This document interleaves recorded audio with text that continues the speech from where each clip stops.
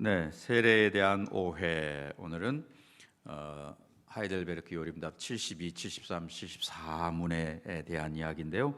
먼저 오늘 본문의 말씀이 5장 22절부터 25절까지 보면 아내들이여, 그리고 또 남편들아, 이런 이야기 하다가 갑자기 26절에 물로 씻어, 이런 이야기로 지금 소위 그 비약하고 있거든요.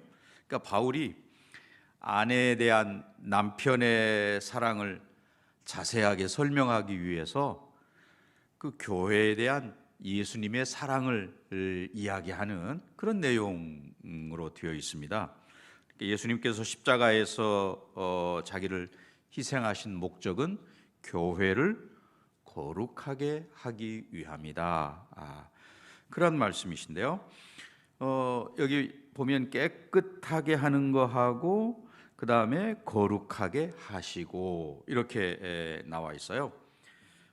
그러니까 물로 씻어서 깨끗하게 하시고, 이어서 또 우리를 말씀으로 거룩하게 하시고, 이제 그런 이야기인데요.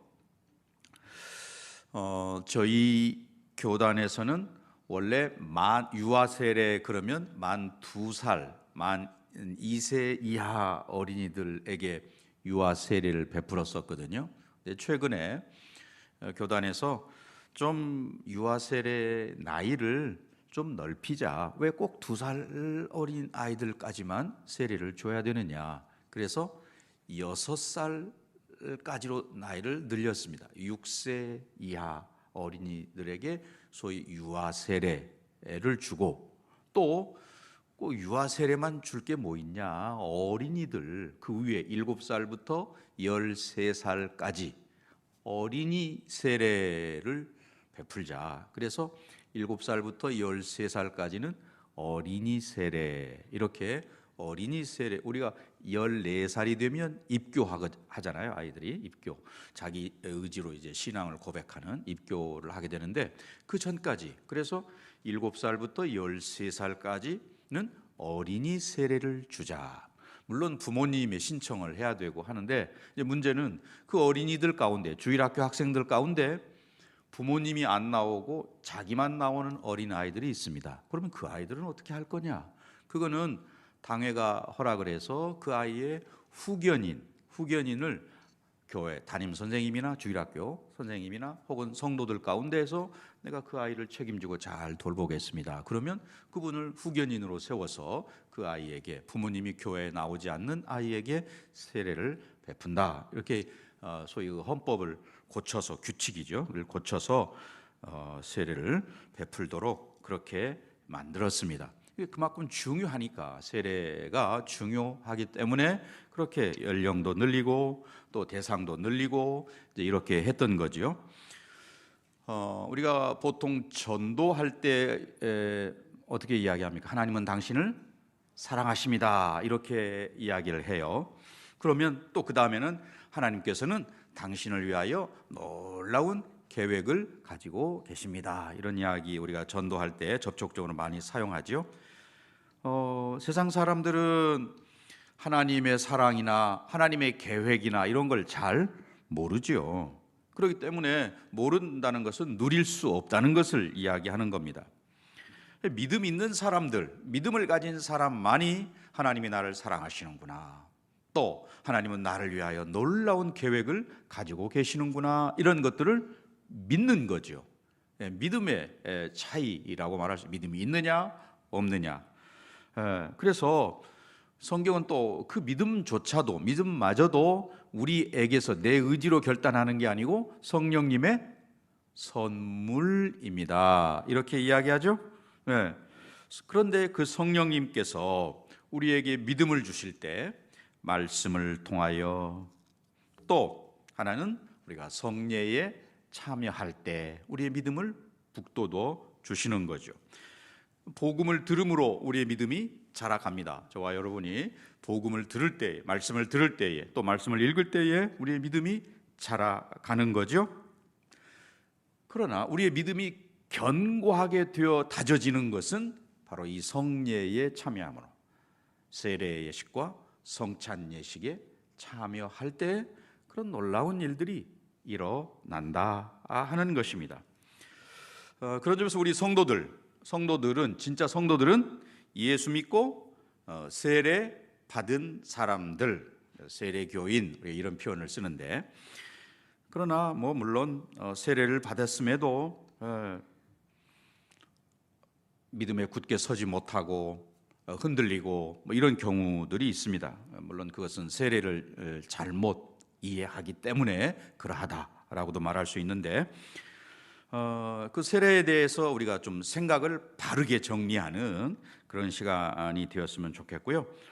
그 세례가 그냥 나도 어릴 때 받았다, 친구 따라서 그냥 어떻게 받았다, 아니면 군대에 가서 받았다, 이렇게 지나간 사건으로만 이해하는 그런 경우들이 있습니다. 하지만 세례를 우리가 그렇게 그냥 간단하게 생각하면 안 되는 건데요. 자, 오늘 72문 받으신 요인물의 72문을 보겠습니다. 문제는 세례의 물로 씻음이 곧 죄 씻음 자체입니까? 이렇게 묻고 답은 뭡니까? 아닙니다. 오직 예수 그리스도의 피와 성령만이 우리를 모든 죄에서 깨끗하게 합니다. 자, 그러면 여기 질문해 보면 세례 물로 씻음이 곧 죄 씻음 자체냐? 이런 질문은 그렇게 생각하는 사람들이 있다는 거지요. 천주교나 또 성공회나 영국 앵글리칸 처치라고도 하죠. 성공회 이런 데서는 바로 그렇게 세례가 죄를 씻는다라고 가르치는 거죠. 그게 세례에 대한 오해, 잘못인 것이죠. 그래서 전쟁터에서 만약에 싸움을 하다가 이제 믿지 않는 병사, 동료 병사가 죽어간다 그러면 옆에 있는 사람이 수통에 있는 물을 가지고 세례를 주어야 그가 구원을 받는다, 이렇게 가르치는 거죠. 천주교는 물이 없으면 어떻게 할까요? 침을 뱉어서라도 해라, 이렇게 가르쳐요. 그 세례 행위, 세례를 주는 것 자체에 죄 씻음이 있기 때문에 그렇게 하라라는 거고, 그래서 그 천주교에서는 세례 줄 때 하는 물, 그걸 성수, 이렇게 거룩한 물 이렇게 표현을 하지요. 그래서 그 성수에 신비한 힘이 있어서 그거를 이렇게 물이 닿으면 죄가 씻어진다, 그렇게 이야기를 합니다. 잘못된 거지요.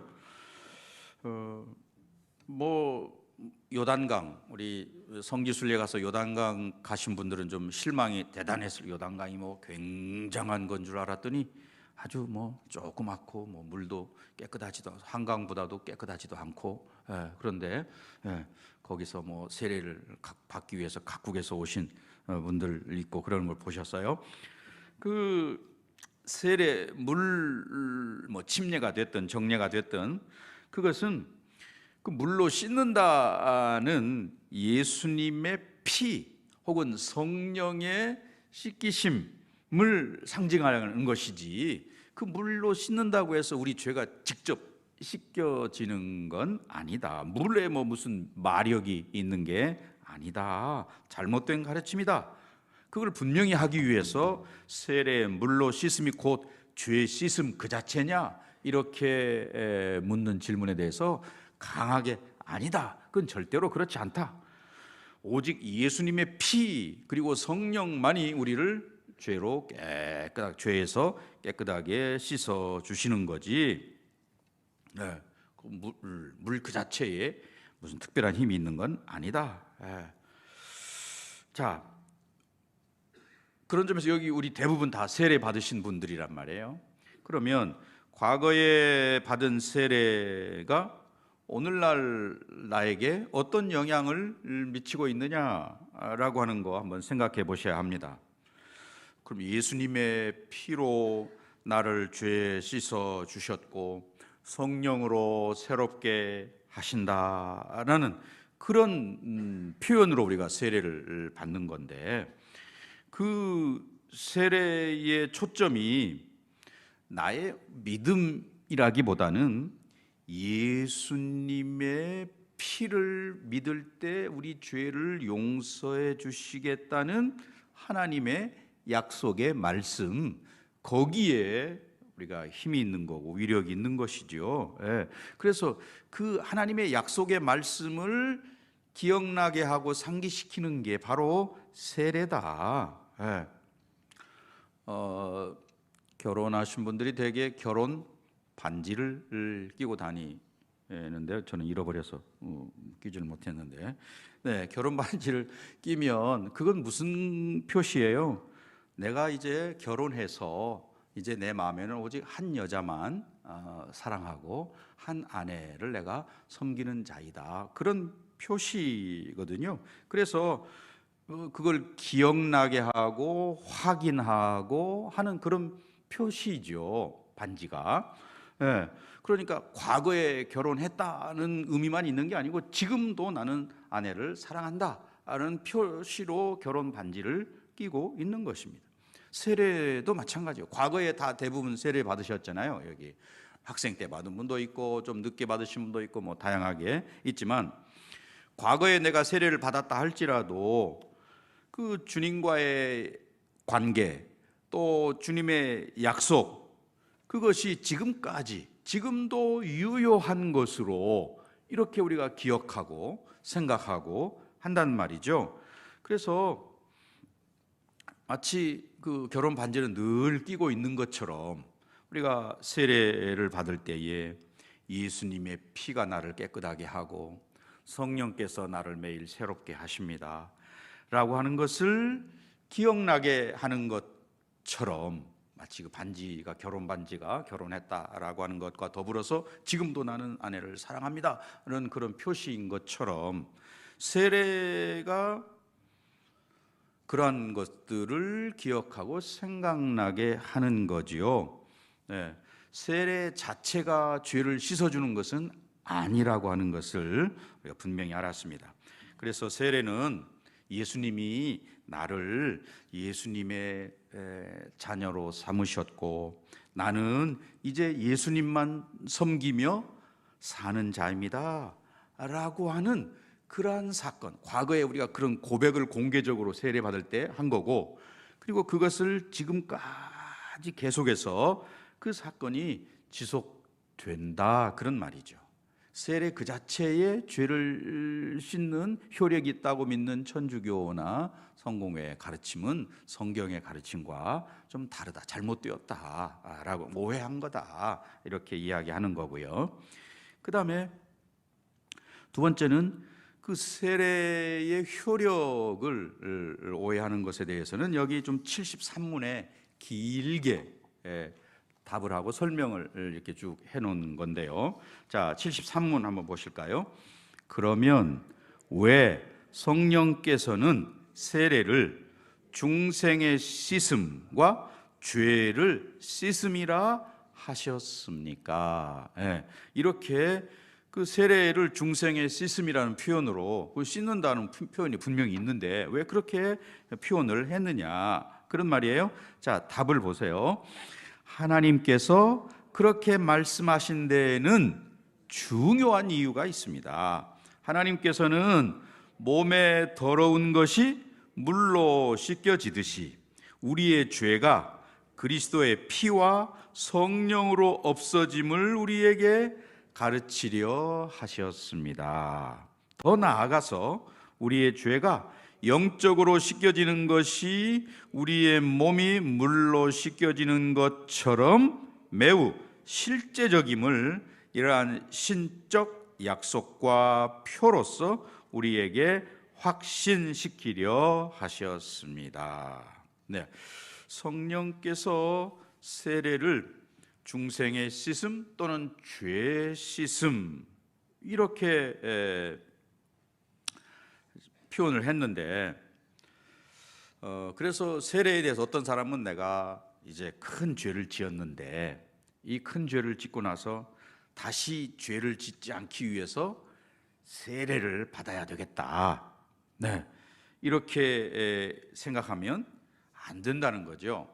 그래서 간혹 군대에서 세례 받았던 분들이 다시 받으려고 하는 이제 그런 경우. 왜냐하면 그때는 뭐 믿음도 없었고 은혜도 없었고 그래서 그저 초코파이 준다고 그래서 따라갔는데, 예, 이제 돌이켜 생각해 보니까 은혜를 받고 보니까 그때는 뭐 아무것도 모르고 신앙의 고백도 없이 그냥 세례를 받았으니 이게 그 사실은 아무 의미가 없는 거 아니냐. 그러니 제대로 받겠다, 다시 받겠다.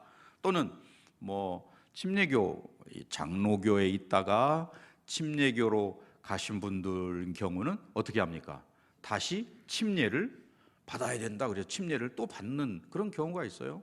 그건 잘못된 거죠. 세례는 한 번뿐인데 여기서 정례를 받았다고 해서 거기 가서 또 침례를 또 받는 거, 이거는 잘못된. 마치 우리가 천주교에서 영세 받은 분들 여기 성실교회로 만약에 등록을 하면 다시 세례 받으라고 하지 않습니다. 영세 받은 것도 당신도 성부, 성자, 성령의 이름으로 받았기 때문에 우리는 그대로 인정합니다. 다만 뭐 믿음만, 예수에 대한 분명한 신앙 고백이 있는 믿음만 확인할 뿐이지 세례를 다시 받으라고 이렇게 하자. 영세, 거기는 영세 받는다고 그러잖아요. 영세 받은 것을 그대로 인정하지 세례 또 받으세요 이렇게 말하지는 않습니다. 자, 그런 것들에 대해서 세례에 대한 그런 오해, 뭐 군대 옛날에는 목사님들 수도 많지 않고 그래서 군대에서 세례 한참 뭐 전군 신자화 운동 그런 게 있었어요. 그때는 뭐 목사님 수도 적고 그러니까 어떻게 하냐면 바가지에 물 담아가지고 뿌려서 이게 세례를 이렇게 주는 뭐 그런 일도 있었다고 그래요. 그래서 나 세례 다시 받아야 되겠다 이렇게 말해도 그건 아니다. 세례는 한 번이다. 이렇게. 물론 그 마음은 이해하죠. 그때는 내가 믿음이 없었는데 지금은 내가 믿음을 제대로 갖습니다. 그러니 이제 새롭게 받겠습니다. 그 마음은 이해가 되지만 그렇게 하면 안 된다. 그래서 우리 결혼식도 뭐 생애 한 번 하는데 부부 싸움 할 때마다 나 결혼식 그럼 우리 다시 하자 뭐 이렇게 할 필요가 없는 거죠. 세례는 예수의 피로 우리가 죄의 모든 죄책이 다 씻겨 내려간 것을 상징하는 표로 우리가 세례를 받으니까, 뭐 세례 받고 또 받고 그러면 또 씻겨내고 또 씻겨내고 그러니까 얼마나 좋으냐 이렇게 하는데 그것은 오해다. 예수님께서 이제 마지막 만찬 잡수시기 전에 세수대야에 물을 담아다가 그 제자들 앞에 놓고 허리에 수건을 두르신 다음에 발을 씻기 시작하셨잖아요. 베드로가 뭐라고 그랬어요? 아니 우리가 선생님 발을 씻겨드려야 되는데 어떻게 선생님께서 제자들의 발을 씻기십니까? 예수님께서 뭐라고 대답하셨어요? 내가 너의 발을 씻겨줄 수 없다면 너는 나와 아무 상관이 없다. 그러니까 베드로가 뭐라고 그래요? 아니 그러면 발만 씻기지 마시고 우리 머리도 감겨주시고 그냥 다 씻겨주세요. 이렇게 이야기했잖아요. 예수님께서 하신 말씀, 이미 목욕한 자는 발밖에 씻을 필요가 없느니라. 너희가 깨끗하나 다는 아니니라 하셨다. 그런 말씀을 하셨죠. 자, 온 몸을 씻는 거 그리고 발을 씻는 거. 그래서 그런 예를 들죠. 목욕탕에 갔다가 오면서 발이 더러워졌다고 다시 목욕탕 들어가서 나 목욕 다시 하렵니다 이렇게 하지는 않는다는 거죠. 목욕탕 들어가서 나와가지고 발이 더러우면 집에 가서 그냥 발만 씻으면 되는 거지요. 우리를 정말 단번에 씻어 주신 거, 목욕한 거와 같은 거죠. 그러나 또 우리는 계속해서 발을 씻는 행위는 계속 해야 되는 거죠. 소위 우리가 예수를 주로 고백할 때 단번에 씻김, 이것은 아담의 죄책, 아담 안에 있는 모든 인생들이 가지고 있는 그런 원죄라고도 하죠. 그런 아담이 지은 죄의 책임 아래 우리가 놓여 있는데 예수를 주로 고백하는 그러한 순간에 우리 모두는 다 그런 죄책이 사라진 것, 제거된 것이죠.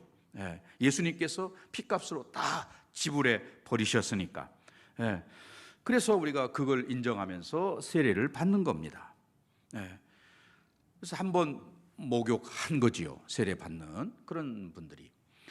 그런데 이제 뭐 한번 목욕했다고 해서 발이 손이 늘 깨끗하냐? 그건 아니기 때문에 지저분하니까 계속해서 씻는 거. 우리의 이 소위 그 죄의 오염, 죄로부터 오염된 우리 육체를 가지고 있기 때문에 이 죄의 오염은 죽는 날까지 계속 씻어내야 하는 거죠. 그래서 죄를 자백하고 회개하고 또 성령의 새롭게 하심을 힘입고 이렇게 나아가게 되는 거죠. 그래서 죄에서는 점점 멀어지고 우리 주님께로는 더 가까이 나아가고, 이게 이제 세례받은 이후에 우리가 힘써야 할 그런 일들이지요. 뭐 아직도 우리는 여전히 우리 속에 죄성이 남아 있지요. 그래서 자꾸 그걸 빼내야 하는 그런 사람들입니다. 성령께서 우리 안에서 사실 그 일을 하고 계시는 거죠. 내 속에 있는 옛사람의 성품들, 더러운 죄성, 이런 것들을 계속해서 우리가 은혜 안에 있을 때 점점 물이 빠지듯이 빠져 나가는 거죠. 그러니까 세례를 자꾸 받는 게 아니고 우리가 그 세례의 의미를 정확하게 알고 계속해서 내가 해야 할 일들을 해 나가는 거. 또 세례 받을 때 다른 사람들이, 우리 자녀들이 또 우리 믿음의 형제들이 세례를 받을 때 그걸 바라보면서 구경꾼이 되어서는 안 되고, 내 죄도 저렇게 씻어졌지. 또 나는 지금 얼마나 세례받은 이후에 죄에서 멀어지고 예수님께로 더 가까이 가고 있는가 하는 것들을 생각하면서 세례받는 장면을 바라봐야 되는 거죠. 그냥 아이고 나도 왕년에 세례 저렇게 받았지, 이렇게만 생각해서는 안 된다는 거죠. 성령님의 은혜, 내 속에서 나를 깨끗게 하시고 지금도 내 안에서 죄성을 빼내어 가시는 이 성령님의 은혜를 생각하면서 날마다 한 걸음씩 점점 더 거룩해져가는 소위 그 성화의 과정을 걸어가는 것이지요.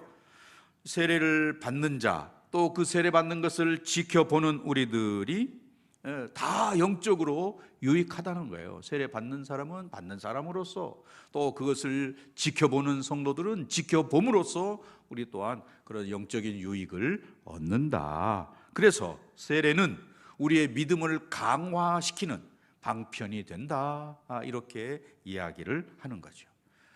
세례 한번 받은 사람, 받는 사람만이 아니고 이미 받은 사람에게도 믿음을 강화하는 은혜의 방편이 된다는 말입니다. 그러니 이제 우리가 세례 부활주일 때 세례를 베풀 때 그때 그 장면에 모두가 다 함께 은혜를 받아야 되는 것이지요. 세 번째는 여기 74문입니다. 74문 같이 읽어볼까요? 유아들도 세례를 받아야 합니까?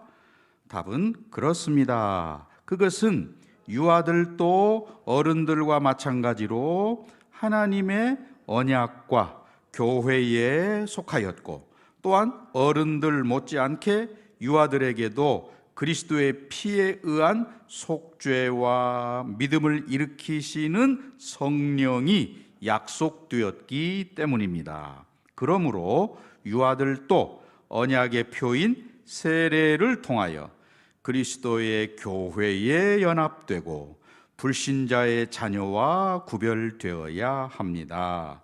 이런 일이 구약에서는 할례를 통하여 이루어졌으나 신약에서는 그 대신 세례가 제정되었습니다.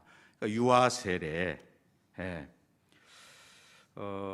그래서 이제 이 유아 세례에 대한 오해로 천주교나 영국 성공회도 마찬가지입니다만은 아이가 태어나면 태어나자마자 세례를 아이에게 주어야 한다라고 생각합니다.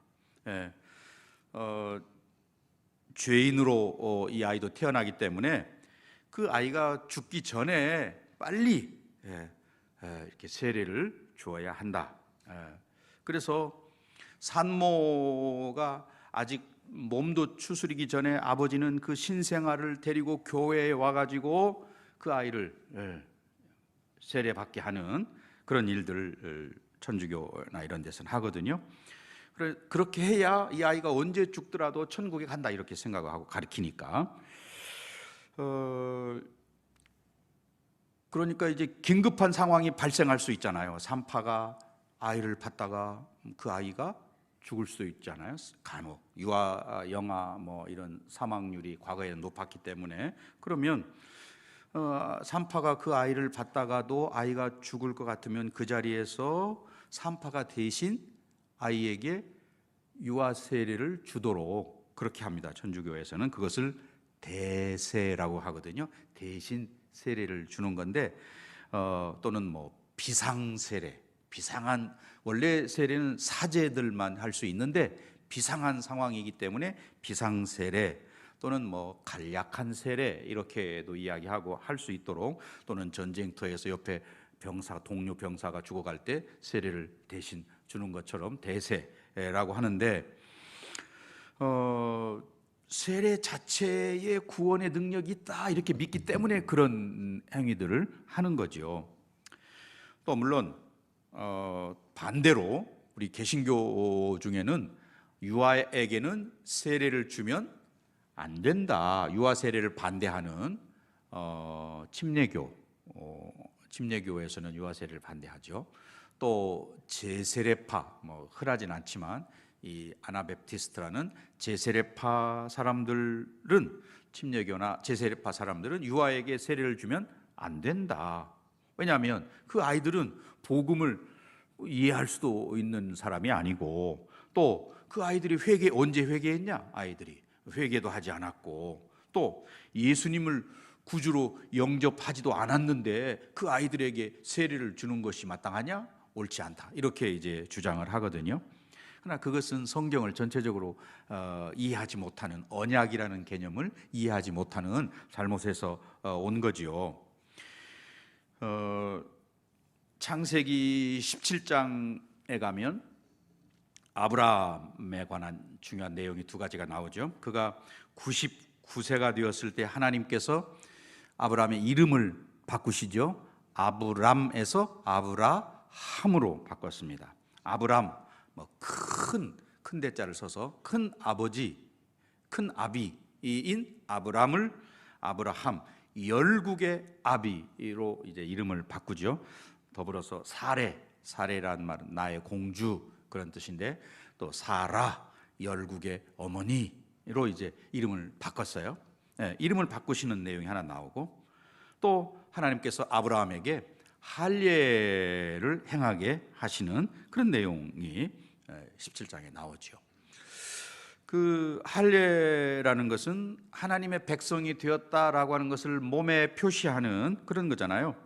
우리가 그 뭐 말이나 소를 사면 이게 내 것입니다는 그 소위 그 낙인을 찍죠. 불도장을 엉덩이에 찍든지 이마에 찍든지 이렇게 찍는데, 마찬가지로 그 할례를 행함으로 이 사람은 하나님의 자녀입니다 라는 것을 표시하는 건데, 하나님께서 아브라함에게 창세기 17장 7절에서 약속을 주셨어요. 뭐라고 약속하셨냐면, 내가 내 언약을 나와 너, 그리고 또 누굽니까? 및 내 대대 후손 사이에 세워서 영원한 언약을 삼고 너와 내 후손의 하나님이 되리라. 하나님께서 아브라함과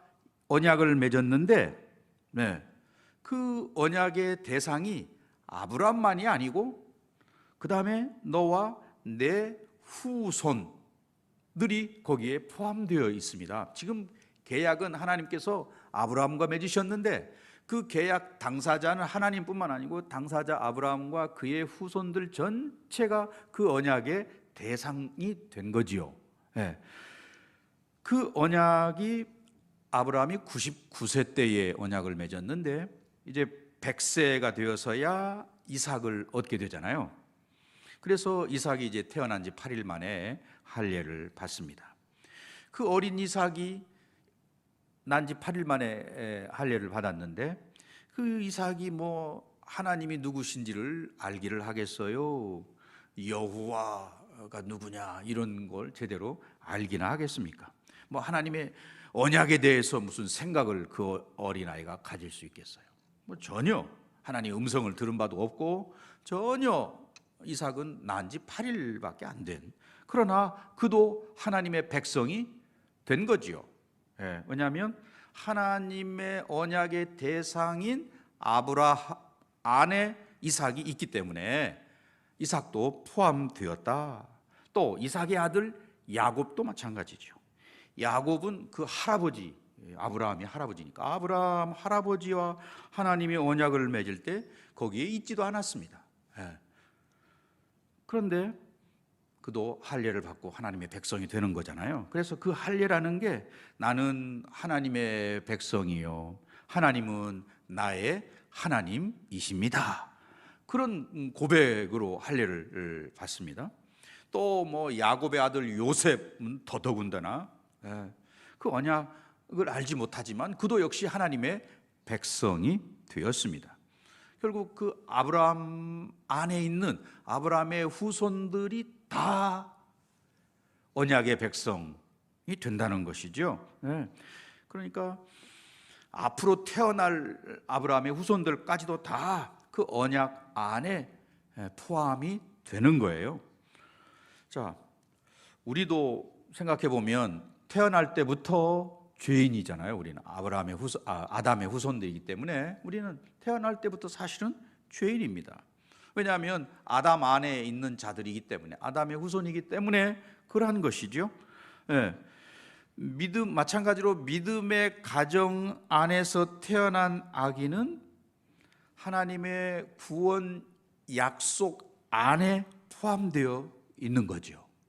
또 그 부모가 다니는 교회 공동체 안에 그 아이가 포함되어져 있습니다. 그래서 사도 바울이 그 빌립보 간수에게 그런 이야기 하잖아요. 사도행전 16장 31절 말씀에 보면 이르되 주 예수를 믿으라, 그리하면 너와 내 집이 구원을 받으리라, 이렇게 이야기했습니다. 그 간수 집에 만약에 어린 아이, 갓난 아기가 있다면 그 아이도 구원을 얻으리라 라는 말씀 속에 포함되어 있는 거라는 것이죠. 물론 그 아이가 이제 자라서 우리는 만 14세가 되면 입교라는 과정을 거칩니다. 입교라는 것은 뭐예요? 그동안에는 부모님이 나 대신 신앙을 고백하고 믿음으로 잘 키우겠습니다 해서 세례를 받았는데, 이제는 내 의지로, 내가 14살이 되었으니 이제 내 의지로 내가 예수를 나의 구주로 모셔드립니다, 이렇게 하는 게 입교 아니겠어요? 그런데 그 아이가 14살 먹고 나는 이제 하나님 안 믿을래, 이렇게 떠나가면 그는 구원의 백성이 물론 아닌 거지. 나중에 뭐 죽기 직전에 돌아올 가능성은 있지만, 아무튼 부모, 엄마, 아빠가 믿음으로 하나님의 백성이 되고 그 하나님의 백성 안에 있는 그 언약 아래 놓여 있는 사람이 되었다 하는 것입니다. 결국 이 유아 세례를 주는 것은 그 유아에게 믿음이 있느냐 없느냐 그걸 보고 하는 건 아니잖아요. 말도 못하는 그 유아에게 세례를 주는데, 엄마 아빠의 믿음의 약속 안에 그 아이가 있기 때문에 그 엄마 아빠의 믿음을 보고 그 아이에게 세례를 주는 거죠. 다윗과 밧세바 사이에 그 부적절한 아이가 태어났었습니다. 태어난 지 얼마 안 돼서 그 아들이 이제 죽어갈 때에 다윗이 식음을 전폐하고 하나님 앞에 기도하는 그런 장면이 나오죠. 기도하는 동안에 옆에서 뭐 수군거리고 하는 소리를 낌새를 채고 아이가 죽었느냐 다윗이 물으니까 신하가 네, 죽었습니다. 이렇게 이야기하니까 그때 다윗은 일어나서 몸을 씻고 그다음에 왕의 옷을 입고 또 밥을 맛있게 먹었다. 그런 기록이 있죠. 그래서 신하들이 하도 이상해서 아니 조금 전까지 금식하면서 그렇게 애통하고 기도하시다가 아이가 죽었다는 소리를 듣자 어떻게 그렇게 식사를 바로 하실 수 있습니까? 그때 다윗이 그런 이야기하죠. 사무엘하 12장 22절 이하인데요. 아이가 살았을 때 내가 금식하고 운 것은 혹시 여호와께서 나를 불쌍히 여기셔서 그 아이를 살려주실지 누가 알겠냐. 그러나 지금은 죽었기 때문에 내가 어찌 금식하랴. 내가 그를 다시 돌아오게 할 수 있겠느냐? 나는 그에게 갈 수 있지만 그는 나에게 이제 올 수 없다. 그렇게 이야기하면서 먹었다라는 그런 내용입니다. 자, 이 다윗의 그런 믿음의 고백이거든요. 그 아이가 구원받아 천국에 있다는 것을 그가 믿은 거잖아요. 아기가 뭐 그런 어떤 성년 14살 신앙을 고백할 수 있는 그런 나이 이전에 세상을 떠나게 된다면 그 믿음의 자녀들 천국에 간다는 것을 조금도 의심치 않고 믿었던 다윗의 그런 신앙의 모습인 것이지요. 그러므로 우리는 우리에게 맡겨진 아이들, 자녀들 다 하나님의 백성이구나. 하나님께서 나에게 맡겨주신 하나님의 백성이구나. 그리고 그런 백성으로서의 정체성을 가지고 자라갈 수 있도록 우리가 키워야지요. 그런 점에서 이 유아 세례는 이 아이는 하나님의 소유입니다. 또 하나님께서 이 아이의 하나님 되셔서 이 아이를 책임져 주실 겁니다. 그런 이제 고백으로 우리가 유아 세례를 주는 거지요. 그런 점에서 우리가 가능하면 유아 세례를 베푸는 것도 굉장히 장려할 만한 일이고 또 그 아이를 유아 세례를 베푼다라고 하는 것은 이제 부모로서 책임지고 그 아이를 자기가 신앙을 고백할 나이가 될 때까지 믿음으로 잘 키워서 이 아이가 믿음의 길을 떠나지 아니하고 바르게 신앙 고백하는 그런 믿음의 사람으로 키우겠습니다는 그 책임을 진 서약이 되는 거죠. 유아 세례가. 그러니까 부모로서 자녀를 위해서 더 많이 기도하고 하는 중에 이제 유아 세례를 받도록 그렇게 해야 된다는 말입니다. 자, 이제 결론의 말씀을 맺고자 합니다.